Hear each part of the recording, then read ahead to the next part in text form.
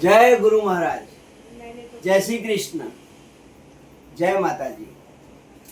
ખૂબ જ હૃદયની પ્રસન્નતા સાથે ફરી એકવાર આપ સૌની સમક્ષ એક નિમંત્રણ અને આમંત્રણ આપવાના હેતુથી એક આપ સૌના પ્રેમ સમક્ષ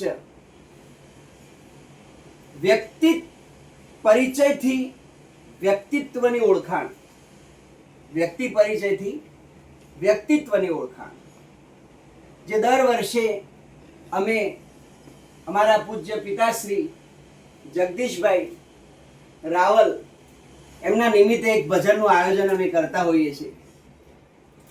આ ભજન વારંવાર એટલા માટે કરીએ છીએ કે વ્યક્તિત્વનો પાઠ જેમના પાસેથી અમને મળ્યું છે, જે એમને પ્રિય છે, જે એમની મસ્તી હતી, એ મસ્તી અમારા બાળકોમાં, વારસોમાં, પરિવારમાં એ સુવાસ એક હોમવર્ક આપ્યું હોય વિદ્યાર્થીઓને અને હોમવર્ક પાકું થાય એના માટે અમારો 5 વર્ષનો આ સંકલ્પ હતો કે પપ્પાના પાછળ પુણ્યતિથિ નિમિત્તે ભજન કરાવવા।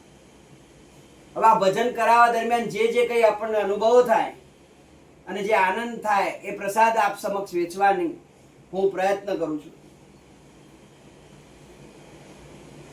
તો મારા પપ્પાને જે પ્રિય પદ્ય હતું એમનામાં એક અદ્ભુત કલા હતી કે સંવાદને કવિતામાં રૂપાંતર કરવું, ગદ્યને પદ્યમાં રૂપાંતર કરવું। એ પોતાની અંદર જે કંઈ સામ્રાજ્ય પડ્યું હતું એમના પરમ મૌનના પાછળ એને આજે અમે પ્રકાશિત કરવાનો પ્રયત્ન કરીએ છીએ અને ભજન એમનો પ્રિય ખોરાક હતો। અંતિમ દિવસોમાં પણ એમને ભજનને ખૂબ જ મહત્વ આપ્યું। સાહેબ, પોઝિટિવિટી અને નેગેટિવિટી બંને વ્યક્તિ માત્રમાં હોય। એમનો મૂળભૂત સ્વભાવ એ ભોગી પણ એટલા હતા, યોગી પણ એટલા હતા અને કહેવાય છે કે સંતો કંઈક ના કંઈક નિમિત્ત, રોગ માત્રનો નિમિત્ત પણ લઈને જતા હોય છે। એટલે કોરોના જેવી મહામારીની અંદર કે ભાઈ રોગી પણ કહી દઈએ તો પણ કંઈ ફરક નહીં, પણ આ ત્રણનું જે એમની અંદર બેલેન્સ હતું, ભોગ પણ એટલો, ભજન એટલે યોગ પણ એટલો અને રોગ પણ મહામાયા કોરોનાનું નિમિત્ત બનાવીને આ દેહ છોડી દીધો। સાહેબ, સંતોના પાછળ તમે લગભગ અનુભવ કર્યો છે તો કે છે એમને આ ફલાણી બીમારી હતી, ઢીંકણી બીમારી હતી। સંતો પોતે સાધારણ અને સામાન્ય જીવન જીવીને જવાવાળા હોય છે।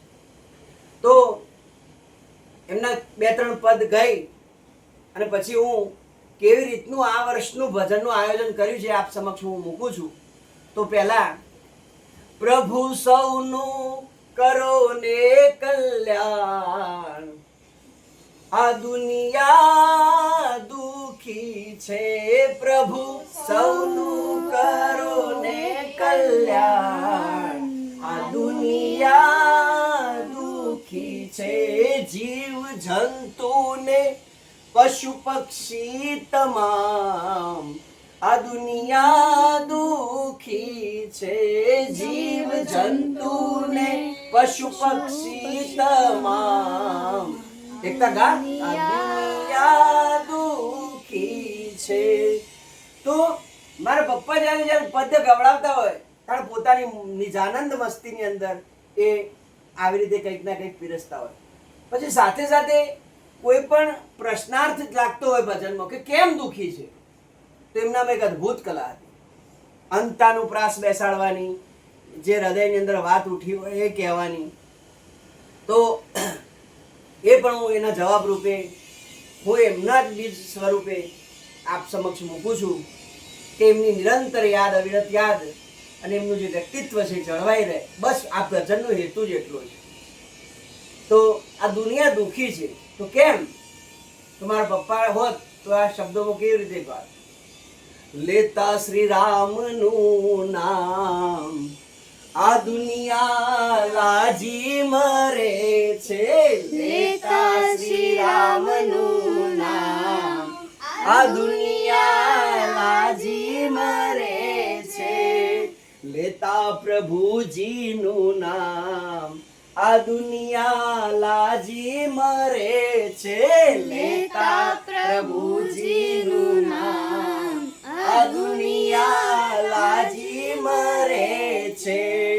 પંચાત કરવામાં બધે આગળ રહે છે, પંચાત કરવામાં બધે આગળ રહે છે, નિંદા કરવામાં એ તો રાજી રહે છે, નિંદા કરવામાં એ તો રાજી રહે છે, સેવા કરવામાં બધી આજ આ દુનિયા લાજી મરે છે, સેવા કરવામાં બધી આજ આ દુનિયા લાજી મરે છે.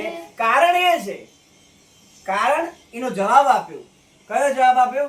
કે પ્રભુ સૌનું કરો ને કલ્યાણ, આ દુનિયા લાજી મરે છે, સૌનું કરો ને કલ્યાણ, આ દુનિયા લાજી મરે છે. અને પપ્પા હોત તો શું કહો? આ ભજનના નામે આ બધા ખોટા ડોળ કરે છે, ભજનના નામે બધા ખોટા ડોળ કરે છે, કહે જીતું આ ખોટા છે કામ, આ દુનિયા લાજી મરે છે, કહે જીતું આ ખોટા છે કામ, આ દુનિયા લાજી મરે છે. મિત્રો, ખોટા કામ પણ કહી દીધા, પણ ભજન કરાઈએ. પણ નિરાજ મહારાજને કીધું છે કે સઘળી અરજો અદા કરી અને સઘળી ફરજો પૂરી કરી પછી સત્સંગ કરવા બેસવું. પણ સાથે બેસ્યો અને સઘળી અરજો અદાઓ એકબીજાનું ઋણ ચૂકવવાનું હોય, ભજન ગાતા હોય, 500 રૂપિયા 1000 રૂપિયા આપવાના બાકી નીકળતા હોય અને સામે નજર મિલાતી હોય, તે વખતે એમને યાદ આવવું જોઈએ કે મારે આ વ્યવહાર પૂરો કરવાનો છે. તો ભજન આપણને ઘણું બધું શીખવી જાય છે. તો આપ સૌ હવે ભજી લો ભગવાન, આ જીવન થોડું રહ્યું, તમે હવે ભજી લો ભગવાન, આ જીવન થોડું રહ્યું, કઈક આત્માનું કરજો કલ્યાણ, જીવન થોડું રહ્યું. આધિ વ્યાધિ અને ઉપાધિમાં વ્યસ્ત હોવા છતાં ગૃહસ્થ આશ્રમમાં રહી અને તમામ ફરજો, પાલન પોષણ, બાળકોનું નિર્વાહ, સંસ્કાર, અભ્યાસ, એજ્યુકેશન, કેળવણી આપતા આપતા જે ગૃહસ્થ સંતો છે સાહેબ, તમારા ને મારા જેવા, કે જે પોતે કાર્યમાં વ્યસ્ત રહેતા હોય ત્યારે એમનું જીવન નિર્વાહ થતો હોય છે, છતાં પણ પોતાની નિજાનંદ મસ્તીની અંદર રહી અને પોતે ભજનના નામે થોડોક સમય કાઢી અને જે પારિવારિક સંતોનું આ વખતે આમંત્રણ અપાયું છે કે જેમના માટે કોઈ શબ્દો પ્રયોજન આપણે કરી શકીએ, એમના વખાણ કરી શકીએ એવી કોઈ આપણી સીમા નથી.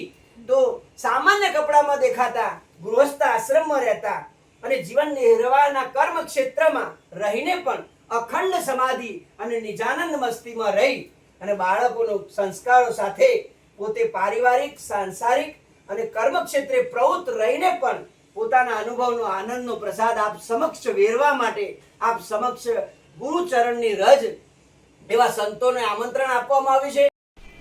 ભાયંદર મુકામે Sanjeevani tower, room number 701, BP road, Jagdishbhai Joitaram Raval પરિવાર, માતુશ્રી કાંતાબેન જગદીશભાઈ રાવલ, ચિરંજીવી રાજેશકુમાર જગદીશભાઈ રાવલ,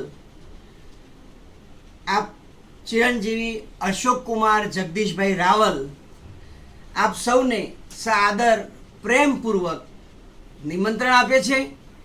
તારીખ 17 મે 2025 શનિવાર, વૈશાખ વદ પાંચમ, સાંજે 5 થી 10. તો આપ સૌ સમસ્ત પરિવાર પધારી આ ભજનનો આનંદ લેવા અમે આપ સૌનું હૃદયપૂર્વક સ્વાગત કરીએ છીએ અને આપ સૌ આમંત્રિત છો. હવે ભજનનો મહિમા અપાર છે સાહેબ, એ શબ્દોમાં વર્ણન થઈ શકે એવું નથી. સંતોની ચરણ રજ એનો પણ એક મહિમા અપાર હોય છે. સત્સંગમાંથી સાંભળ્યું છે કે માનવી માનવી માનવી, આપણે માનવી એટલે માં નવી કરતા કરતા કેટલા જન્મો સુધી આપણે નવી માં કરી. હવે આ જે માં મળી છે એટલે ઘણું થઈ ગયું.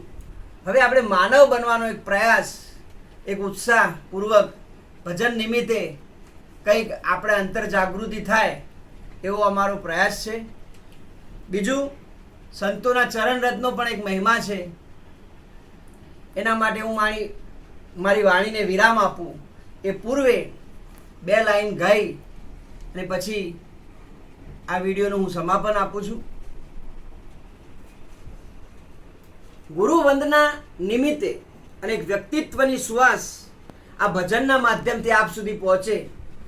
જગદીશભાઈનું વ્યક્તિત્વ સતત 5 વર્ષના આ ગૃહ કાર્ય, એક હોમવર્કની જેમ અમે આ ભજન આદર્યું અને આ ભજનની અંદરથી એ પ્રેરણા બાળકોમાં મળે અને જ્યાં સુધી જીવન મળ્યું છે ત્યાં સુધી અમે એમને વાગોળતા રહીએ, વારંવાર યાદ કરતા રહીએ, એ પ્રયાસ છે અમારો. આ સ્નેહ સંમેલન પણ ગણો તો પણ કંઈ ઓછું નથી. એ નિમિત્તે આપણે એકબીજાને મળવાનું થાય એ આ પ્રયોજન છે. અને બીજી વસ્તુ કે સંતોના હૃદય સુધી આપનો પ્રેમ ના પહોંચે સાહેબ, તો એ બધું નકામું છે. પહેલો પ્રેમ સંતોના હૃદયમાં જો અગર પહોંચી જાય તો પરમાત્મા સુધી તમારો પ્રેમ પહોંચતો વાર લાગતી નથી. તો પ્રેમ આપણો સંતોના હૃદયથી પરમાત્મા સુધી પહોંચે અને એ સંતોના માધ્યમથી, સદગુરુ અને સજ્જન પુરુષના માધ્યમથી પરમાત્મા સુધીની યાત્રા આપણી થાય. તો હું 2 લાઈન ગાઈ અને પછી મારી વાણીને વિરામ આપું છું. ભરોસો